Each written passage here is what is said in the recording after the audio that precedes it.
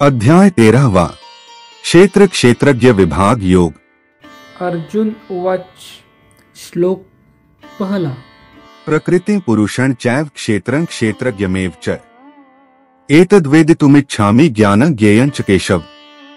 भावार्थ। अर्जुन ने पूछा, हे केशव, मैं आपसे प्रकृति एवं पुरुष, क्षेत्र एवं क्षेत्रज्ञ और ज्ञान एवं ज्ञान के लक्ष्य के विषय में जानना चाहता हूँ। भगवान उवाच। श्लोक दूसरा। इदं शरीरं कौन्तेय क्षेत्रमित्यभिधीयते एतद्यो वेत्ति तं प्राहुः क्षेत्रज्ञ इति तद्विदः। भावार्थ। श्री भगवान ने कहा, हे अर्जुन, यह शरीर ही क्षेत्र यानी कर्म क्षेत्र कहलाता है और जो इस क्षेत्र को जानने वाला है वह क्षेत्रज्ञ यानी आत्मा कहलाता है। सा तत्व रूप से जानने वाले महापुरुषों द्वारा कहा गया है। श्लोक तीसरा। क्षेत्रज्ञ चापि मां विद्धि सर्वक्षेत्रेषु भारत क्षेत्र क्षेत्रज्ञयोर ज्ञानं यत्तज्ज्ञानं मतं मम। भावार्थ। हे अर्जुन, तू इन सभी शरीर रूपी क्षेत्रों का ज्ञाता निश्चित रूप से मुझे ही समझ और इस शरीर तथा इसके ज्ञाता को जान लेना ही ज्ञान कहलाता है, ऐसा मेरा विचार है। श्लोक चौथा। तत्क्षेत्र यच्च यादृक्च यद्विकारी यतश्च यत् स च यो यत् प्रभावश्च तत्समासेन में श्रेणु। भावार्थ। यह शरीर रूपी कर्म क्षेत्र जैसा भी है एवं जिन विकारों वाला है और जिस कारण से उत्पन्न होता है तथा वह जो इस क्षेत्र को जानने वाला है और जिस प्रभाव वाला है उसके बारे में संक्षिप्त रूप से मुझसे सुन। श्लोक पांचवा। ऋषिभिर्बहुधा गीतं छन्दोभिर्विविधैः पृथक् ब्रह्मसूत्रपदैश्चैव हेतुमद्भिर्विनिश्चितैः। भावार्थ।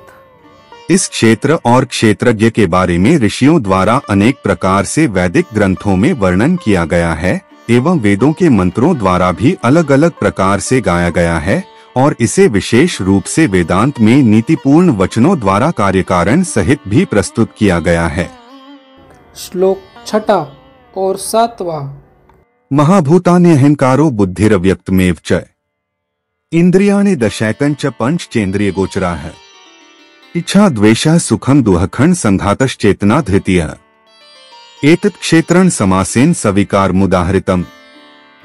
भावार्थ। हे अर्जुन, यह क्षेत्र पंच महाभूत यानी पृथ्वी, जल, अग्नि, वायु और आकाश, अहंकार, बुद्धि, प्रकृति के अव्यक्त तीनों गुण यानी सत, रज और तम, 10 इंद्रियां यानी कान, त्वचा, आँख, जीभ, नाक, हाथ, पैर, मुख, उपस्थ और गुदा, एक मन, 5 इंद्रियों के विषय यानी शब्द, स्पर्श, रूप, रस और गंध, इच्छा, द्वेष, सुख, दुःख, चेतना और धारणा वाला यह समूह ही विकारों वाला पिंड रूप शरीर है जिसके बारे में संक्षेप में कहा गया है। श्लोक आठवां। अमानित्वं दम्भित्वं हिंसा क्षान्तिरार्जवम् आचार्योपासनं शौचं स्थैर्यमात्मविनिग्रहः। भावार्थ। विनम्रता यानी मान अपमान के भाव का न होना, दंभहीनता यानी कर्तापन के भाव का न होना, अहिंसा यानी किसी को भी कष्ट नहीं पहुंचाने का भाव, क्षमाशीलता यानी सभी अपराधों के लिए क्षमा करने का भाव, सरलता यानी सत्य को न छिपाने का भाव, पवित्रता यानी मन और शरीर से शुद्ध रहने का भाव, गुरु भक्ति यानी श्रद्धा सहित गुरु की सेवा करने का भाव, दृढ़ता यानी संकल्प में स्थिर रहने का भाव और आत्मसंयम यानी इंद्रियों को वश में रखने का भाव। श्लोक नौवां। इंद्रियार्थेषु वैराग्यम् अहंकार एव च जन्म मृत्युजरा व्याधि दुःख दोषानुदर्शनम्। भावार्थ। इंद्रिय विषयों यानी शब्द, रूप, रस, गंध, स्पर्श के प्रति वैराग्य का भाव, मिथ्या अहंकार यानी शरीर को स्वरूप समझना न करने का भाव, जन्म, मृत्यु, बुढ़ापा, रोग, दुःख और अपनी बुराइयों का बार बार चिंतन करने का भाव। श्लोक 10वां। असक्तिरन्भिष्वंग पुत्रदारगृहादिषु नित्य च समचित्तत्वमिष्टानिष्टोत्पत्तिषु। भावार्थ। पुत्र, स्त्री, घर और अन्य भौतिक वस्तुओं के प्रति आसक्त न होने का भाव, शुभ और अशुभ की प्राप्ति पर भी निरंतर एक समान रहने का भाव। श्लोक 11वां। मयि चानन्य योगेन भक्तिरव्यभिचारिणी विविक्त देश सेवित्वमृतिर्जन संसदी। भावार्थ मेरे अतिरिक्त अन्य किसी वस्तु को प्राप्त न करने का भाव, बिना विचलित हुए मेरी भक्ति में स्थिर रहने का भाव, शुद्ध एकांत स्थान में रहने का भाव और सांसारिक भोगों में लिप्त मनुष्यों के प्रति आसक्ति के भाव का न होना। श्लोक 12वां। अध्यात्म ज्ञान नित्यत्वं तत्वज्ञानार्थ दर्शनम। एतज ज्ञानमिति प्रोक्तम ज्ञानं यत्तोन्यथा। भावार्थ निरंतर आत्मस्वरूप में स्थित रहने का भाव और तत्वस्वरूप परमात्मा से साक्षात्कार करने का भाव, यह सब तो मेरे द्वारा ज्ञान कहा गया है और इनके अतिरिक्त जो भी है वह अज्ञान है। श्लोक 13वां। ज्ञेयं यत्तत्व प्रवक्ष्यामि यज्ञात्वामृतमश्नुते। अनादिमत परं ब्रह्मा न सत्तन नास्दुच्यते। भावार्थ हे अर्जुन, जो जानने योग्य है अब मैं उसके विषय में बतलाऊंगा, जिसे जानकर मृत्यु को प्राप्त होने वाला मनुष्य अमृत तत्व को प्राप्त होता है, जिसका जन्म कभी नहीं होता है, जो कि मेरे अधीन रहने वाला है, वह न तो करता है और न ही कारण है, उसे परमब्रह्म यानी परमात्मा कहा जाता है। श्लोक 14वां। सर्वतः पाणिपादं तत्सर्वतोक्षि शिरोमुखम। सर्वतः श्रुतिमल्लोके सर्वमावृत्य तिष्ठति। भावार्थ वह परमात्मा सभी ओर से हाथ पांव वाला है, वह सभी ओर से आंखें, सिर तथा मुख वाला है, वह सभी ओर सुनने वाला है और वही संसार में सभी वस्तुओं में व्याप्त होकर स्थित है। श्लोक 15वां। सर्वेंद्रिय गुणाभासन सर्वेंद्रिय विवर्जितम। असक्तन सर्वभृक् चैव निर्गुण गुणभोक्त्री च। भावार्थ वह परमात्मा समस्त इंद्रियों का मूल स्रोत है, फिर भी वह सभी इंद्रियों से परे स्थित रहता है, वह सभी का पालन करता होते हुए भी अनासक्त भाव में स्थित रहता है और वही प्रकृति के गुणों यानी सत रज तम से परे स्थित होकर भी समस्त गुणों का भोक्ता है। श्लोक 16वां। बहिरंतश्च भूतानां चरण चरमेव च। सूक्ष्मत्वात् तद्विज्ञेय दूरस्थं चान्तिके च तत्। भावार्थ वह परमात्मा चराचर सभी प्राणियों के अंदर और बाहर भी स्थित है, उसे अति सूक्ष्म होने के कारण इंद्रियों के द्वारा नहीं जाना जा सकता है, वह अत्यंत दूर स्थित होने पर भी सभी प्राणियों के अत्यंत पास भी वही स्थित है। श्लोक 17वां। अविभक्तम च भूतेषु विभक्तमिव च स्थितम। भूत भर्तृ च तज्ज्ञेयं ग्रसिष्णु प्रभविष्णु च। भावार्थ वह परमात्मा सभी प्राणियों में अलग अलग स्थित होते हुए भी एक रूप में ही स्थित रहता है, यद्यपि वही समस्त प्राणियों को ब्रह्मा रूप से उत्पन्न करने वाला है, विष्णु रूप से पालन करने वाला है और रुद्र रूप से संहार करने वाला है। श्लोक 18वां। ज्योतिषांपि तज्ज्योतिस्तमसः परमुच्यते। ज्ञानं ज्ञेयं ज्ञानगमय हृदि सर्वस्य विष्ठितम्। भावार्थ वह परमात्मा सभी प्रकाशित होने वाली वस्तुओं के प्रकाश का मूल स्रोत होते हुए भी अंधकार से परे स्थित रहता है, वही ज्ञान स्वरूप यानी आत्मा है, वही जानने योग्य यानी परमात्मा है, वही ज्ञान स्वरूप यानी आत्मा द्वारा प्राप्त करने वाला लक्ष्य है और वही सभी के हृदय में विशेष रूप से स्थित रहता है। श्लोक 19वां। इति क्षेत्रं तथा ज्ञानं ज्ञेयं चोक्तं समासतः। मद्भक्त एतद्विज्ञाय मद्भावायोपपद्यते। भावार्थ इस प्रकार कर्म क्षेत्र यानी शरीर, ज्ञान स्वरूप यानी आत्मा और जानने योग्य यानी परमात्मा के स्वरूप का संक्षेप में वर्णन किया गया है।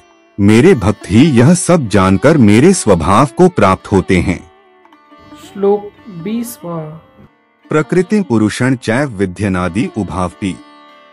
विकाराश्च गुणाश्चैव विद्धि प्रकृति संभवान। भावार्थ हे अर्जुन, इस प्रकृति यानी भौतिक जड़ प्रकृति एवं पुरुष यानी परमात्मा, इन दोनों को ही तू निश्चित रूप से अनादि समझ और रागद्वेष आदि विकारों को प्रकृति के तीनों गुणों से उत्पन्न हुआ ही समझ। श्लोक 21वां। कार्यकरण कर्तृत्वे हेतुः प्रकृतिरुच्यते। पुरुषः सुख दुःख खाना भोक्तृत्वे हेतुरुच्यते। भावार्थ जिसके द्वारा कार्य उत्पन्न किए जाते हैं और जिसके द्वारा कार्य संपन्न किए जाते हैं उसे ही भौतिक प्रकृति कहा जाता है, और जीव यानी प्राणी सुख तथा दुख के भोग का कारण कहा जाता है। श्लोक 22वां।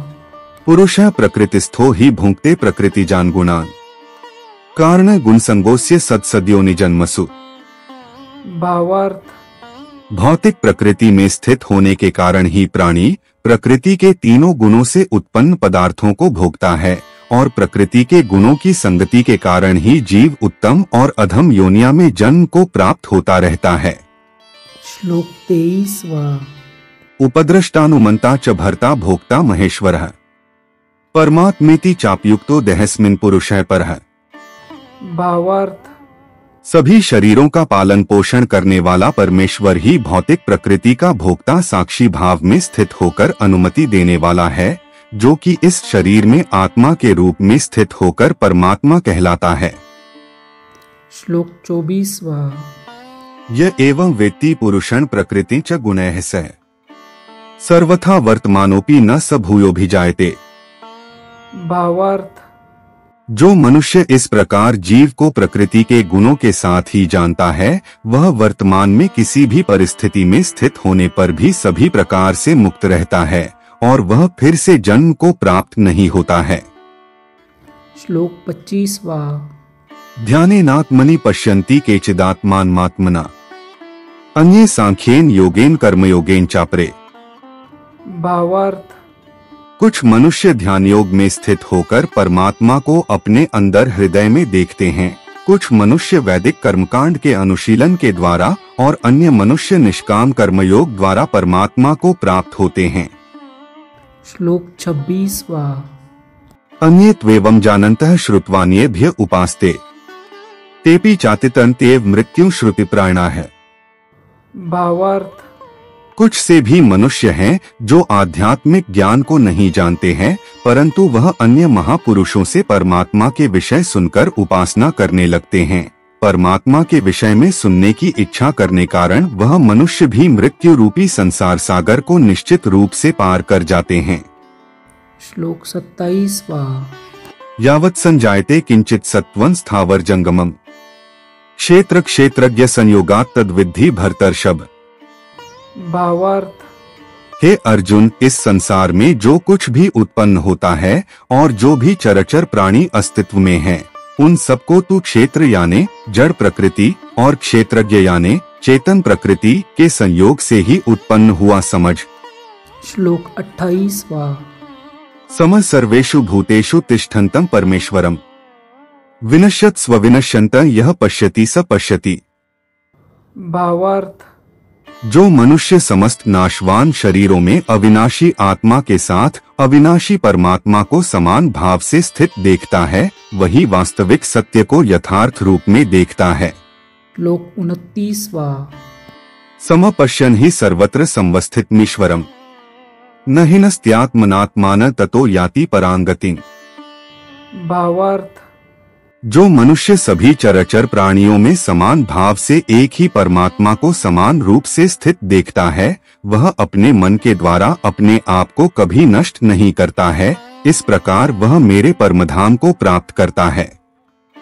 श्लोक 30वां।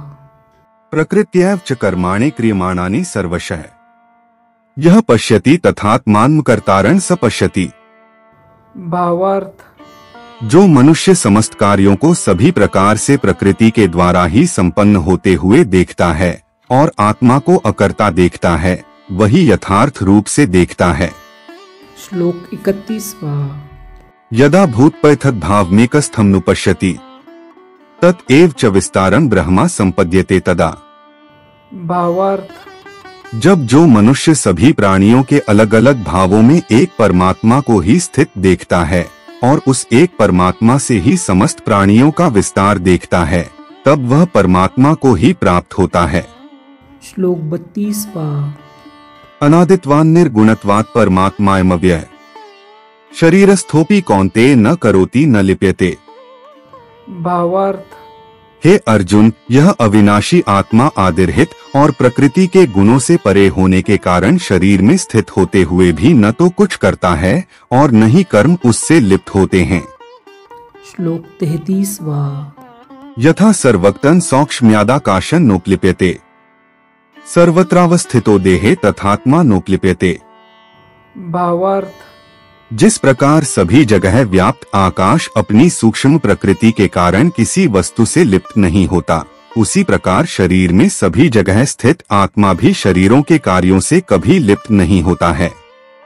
श्लोक 34वां। यथा प्रकाश्यत्येकः कृत्स्न लोकमिमा रविः क्षेत्र क्षेत्री तथा कृत्स्न प्रकाश्यति भारत। भावार्थ। हे अर्जुन, जिस प्रकार एक ही सूर्य इस संपूर्ण ब्रह्मांड को प्रकाशित करता है, उसी प्रकार शरीर में स्थित एक ही आत्मा संपूर्ण शरीर को अपनी चेतना से प्रकाशित करता है। श्लोक 35वां। क्षेत्र क्षेत्रज्ञयोरेव मंतरं ज्ञानचक्षुषा भूत प्रकृति मोक्षं च ये विदुर्यान्ति ते परम। भावार्थ।